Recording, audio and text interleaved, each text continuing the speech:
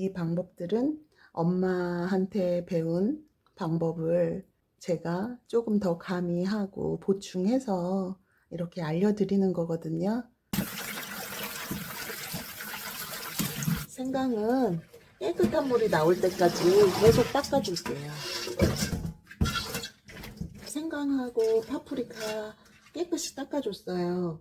제가 농사를 지어 보니까 저희들이 생각하는 것보다 농약을 굉장히 많이 써야 되고, 농약뿐만이 아니라 땅 속에도 토양 살충제라는 게 있는데 그걸 다 뿌리고 농사를 지으시더라고요.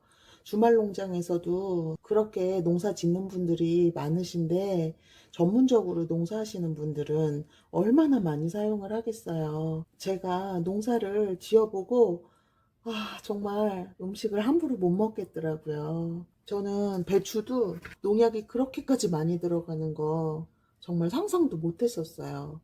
그러니까 여러분들이 생각하시는 거 상상 이상으로 몸에 해로운 농약이라든가 그 밖의 것들 정말 많이 사용한다는 거, 살충제 막 정말 끝도 한도 없어요. 이름 다 기억도 못하고 저는 아예 알고 싶지도 않아요. 저는 사용하지 않고 키울 거기 때문에요. 제가 지금 하고 싶은 얘기가 뭐였냐면, 이 생강 같은 경우는 땅 속에서 자라는데 여러분들은 농약도 안 묻는데 왜 그렇게 깨끗이 닦느냐, 이제 그렇게 생각하실까봐 제가 설명을 드린 건데, 땅 속에도 토양 살충제를 넣기 때문에 깨끗이 닦아주고요. 이건 베이킹소다예요. 넣어주세요. 그리고 식초, 저는 2배 식초 쓰는데 넣어줄게요. 식초를 넣으니까 베이킹소다하고 같이 무슨 작용이 일어나는지 이런 소리가 나네요. 이 물 이렇게 5분 정도만 담궈 줄게요. 건져서 헹궈 줄게요.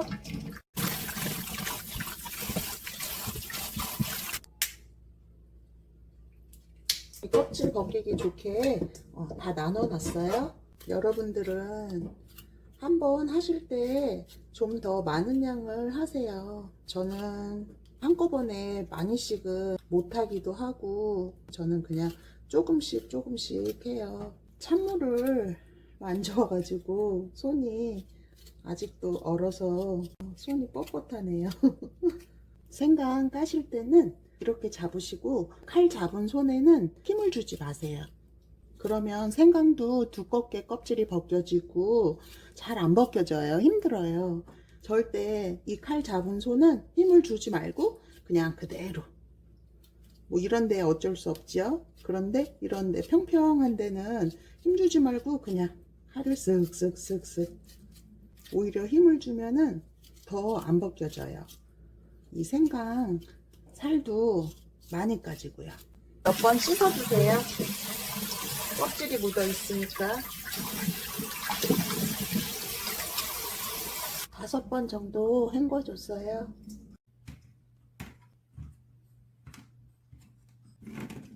한 12시간 정도 말렸어요. 중간에 건조기에서 몇 시간 말리다가 베란다에 꺼내놨다가 다시 또 건조기로 몇 시간 말리고, 이제 그렇게 반복하면서 말려줬거든요.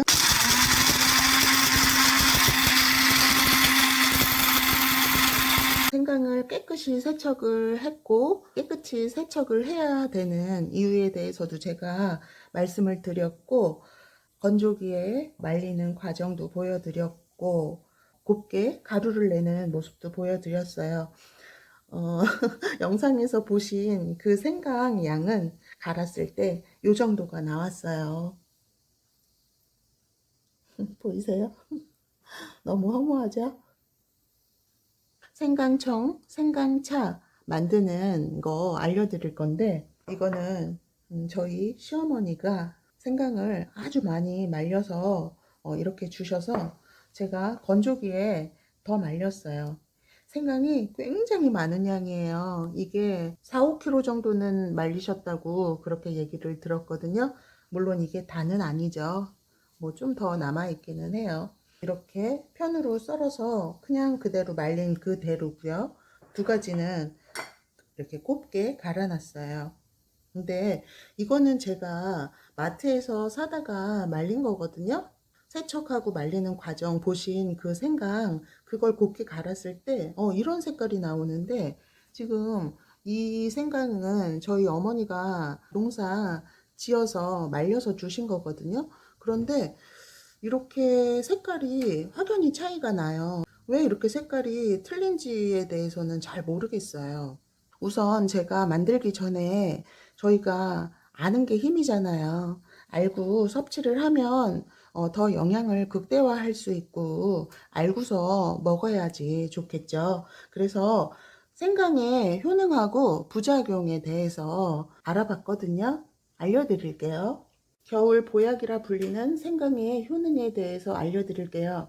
효능이 정말 많은데 대표적인 효능만 말씀드리도록 할게요. 생강은 말려서 섭취를 하게 되면 효능을 10배 이상으로 극대화시킬 수가 있다고 해요. 그러니까 생강은 꼭 말려서 드시는 게 좋겠죠.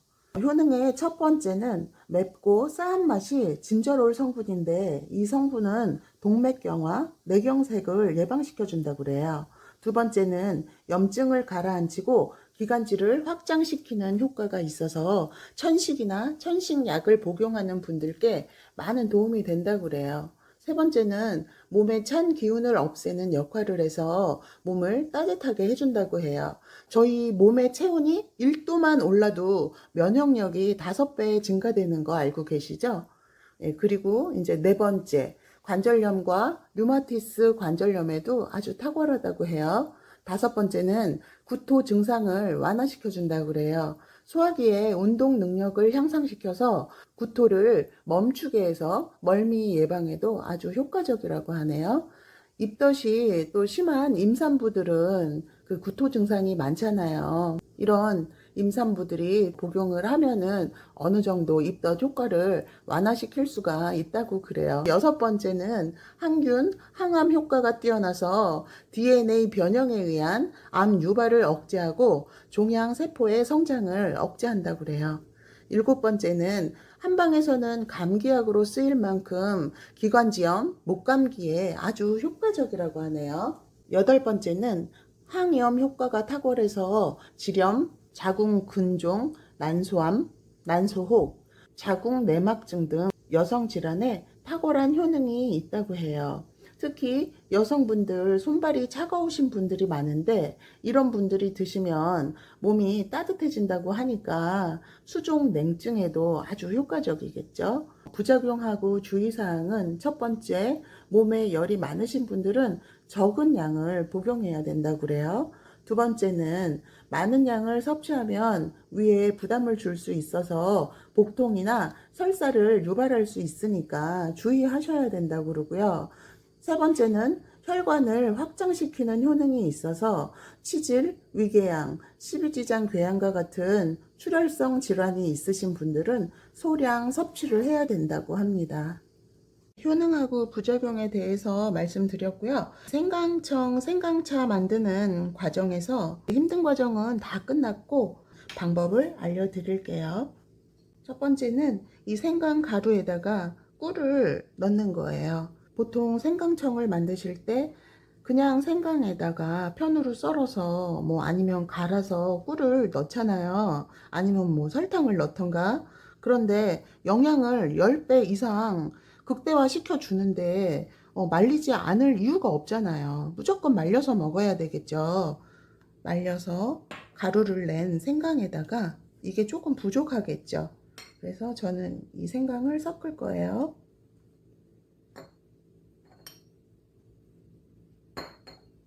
여기다 꿀을 넣어 주시면 돼요.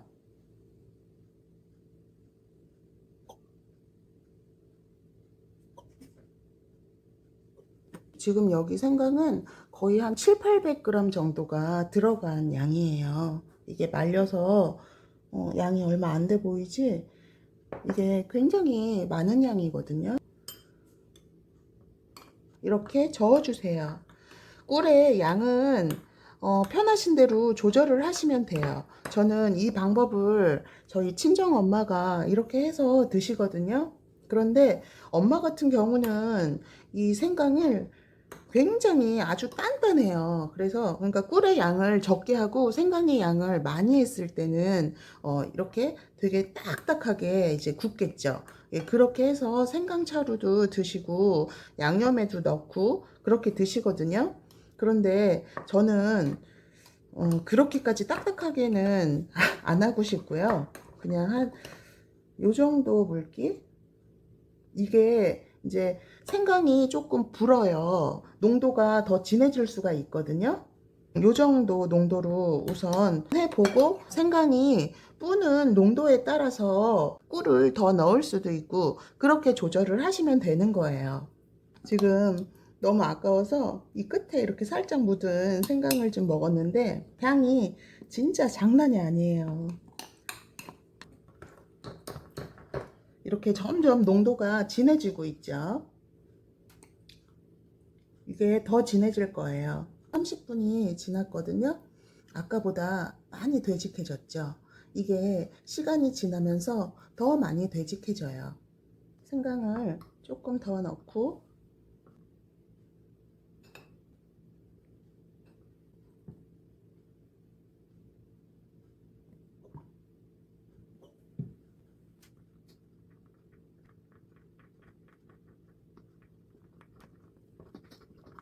지금 농도는 이 정도지만 이게 더 많이 농도가 아주 진해지거든요. 꿀로 다 채우고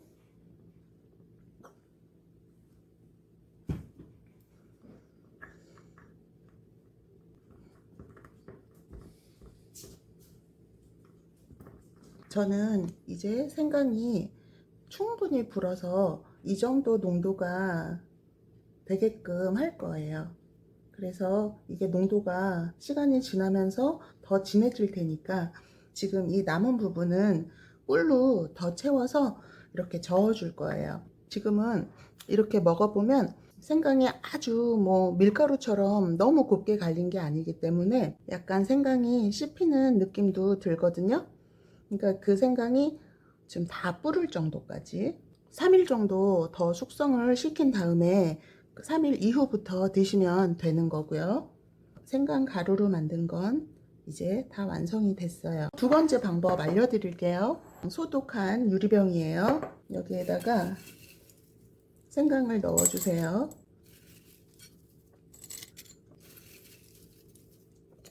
생강 넣으시고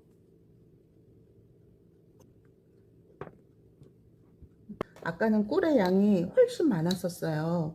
그런데 이게 30분 정도 지나니까 이렇게 생강이 꿀을 어느 정도 흡수해 가지고 더 많이 흡수해야 돼요. 그래서 이거를 이제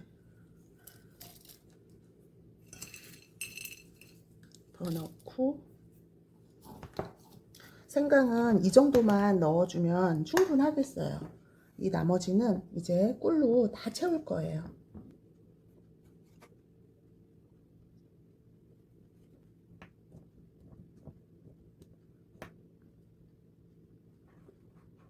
다른 방법은 생강을 넣어주시고요. 매실 원액 할 때랑 똑같은 방법으로 하시면 돼요.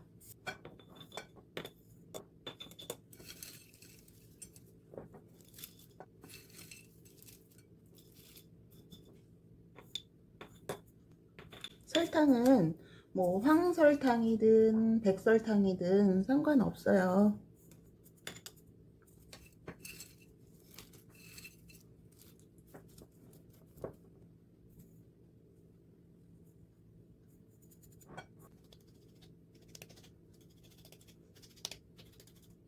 이렇게 마른 생강에다 설탕을 넣는데 이게 어떻게 될까 되게 궁금하시죠? 여기에서 그 매실 원액처럼 생강즙이 많이 나오지는 않아요. 이렇게 바짝 말랐어도 어느 정도는 수분이 나와 주거든요. 그리고 이게 수분이 조금 빠지면서 설탕이 녹으면서 부피가 줄어들 거예요. 아주 많이는 아니더라도 어느 정도는요. 이 위에 이제 꿀을 좀 넣어 줄 거예요. 지금 설탕하고 말린 생강은 거의 동량이라고 보시면 되는데, 부피가 주는 거에 따라서 그 위에다가 꿀을 넣어 주세요. 꿀로 채워 주시면 돼요. 이렇게 한 달 정도 숙성을 시켜 가지고요 드실 수도 있고, 다른 방법은 하루 정도 이대로 뚜껑을 닫고 실온에서 그냥 두세요. 그랬다가 꿀을 더 넣고 가르시면 좀 더 잘 갈리죠. 그렇게 갈아서 숙성을 시킨 다음에 드시는 방법도 있어요.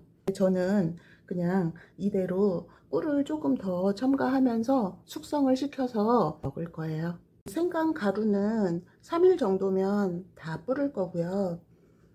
지금 이 생강 같은 경우는 편으로 썬 그대로기 때문에 생강이 그렇게까지 빨리 불지 않을 거예요. 이것도 한 달 정도를 숙성을 시킨 다음에 드시면 돼요. 이 두 가지는 한 달 정도 앞으로 더 숙성을 시킬 거고, 생강 가루로 한 거는 3일 후부터 드시면 되겠습니다. 그래서 이렇게 생강청, 뭐 생강차, 생강양념으로 활용할 수 있는 세 가지 방법 알려드렸어요. 여러분들은 이 세 가지 방법 중에서 뭐 한 가지를 선택을 하셔가지고 하시면 돼요. 그렇지만 꼭 알아두셔야 될 거는, 그냥 생강으로 하는 것보다는 10배 이상의 영양을 얻고 싶으시다면 꼭 말려서 해야 된다는 거, 그게 중요한 거죠. 그냥 생강으로 하시지 말고 꼭 말려서 하세요. 저희 어머니가 연세가 지금 80 정도 되셨는데, 엄마가 아주 요리를 정말 잘하시거든요. 건강식 만드는 것도 굉장히 많이 알고 계시고, 제가 여러분들한테 알려드릴 게 정말 정말 많아요. 이 방법들은 엄마한테 배운 방법을 제가 조금 더 가미하고 보충해서 이렇게 알려드리는 거거든요. 제가 영상도 굉장히 많이 올렸고, 단시간 동안. 그리고 공부도 정말 많이 하고 정말 성실하게 노력 많이 하고 있는데, 다른 분들에 비해서 구독자분들이 늘질 않아요. 제 처음 뭐 한 달 동안 영상은 정말 제가 들어도 짜증날 만큼 보기 싫은 느낌도 있기는 한데, 그래도 그 이후부터는 아주 영상이 제 생각에는 내용이 꽤 괜찮은 내용이 많다고 저는 생각을 하거든요. 그럼에도 불구하고 그렇게까지 제 영상을 좋아라 하시는 분들이 많지 않은 것 같아요. 제가 이렇게 그냥 최선을 다해서 여러분들한테 다 알려드리려고 노력을 많이 하는데, 그러니까 이 영상 보신 여러분들이라도 구독, 좋아요, 댓글도 좀 남겨주시면 진짜 진짜 감사하겠습니다.